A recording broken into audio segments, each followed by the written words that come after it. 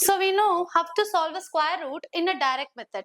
Now let us see how to solve a square root in a shortcut. Okay, so usually in a direct method, how to solve a square root using either a prime factorization method or long division method. But in a shortcut, we have to focus on the unit digit. Okay, so you have to check the square root, what is the unit digit of the square root question. Okay, so if the unit digit is ending with 1, the possibilities of the numbers are 1 and 9. If the unit digit is ending with 4, the possibilities are 2 and 8. If the unit digit is ending with 9, the possibilities are 3 and 7. And unit digit is ending with 6, it is 4 and 8. For 5, it is 5. For 0, it is 0. Okay, yes.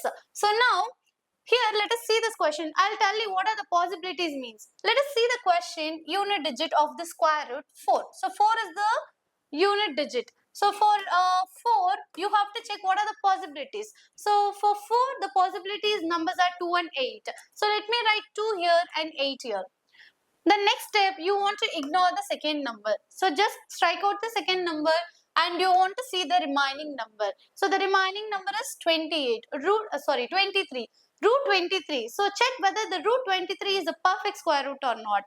If it is a perfect square root, you can go with it. If it is not a perfect square root, you have to check what is the perfect square root number which is less than that 23. So what is that perfect square root number less than the 23 is going to be? 16, which is all because of 4 into 4. 4 into 4, it's going to be 16. So after that, if you check 5 into 5, it's going to be 25. So which is more than this 23. So I want to go with the 16. It's all because of 4 into 4.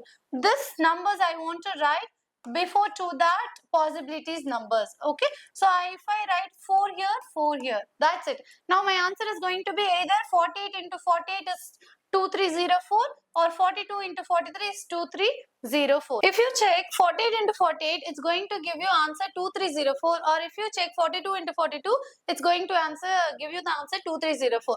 So you have to check, you have to multiply and check the number. In case if you're not doing that, so there is an again shortcut how to find it easily, whether the 48 is the answer or 42 is the answer in the next video.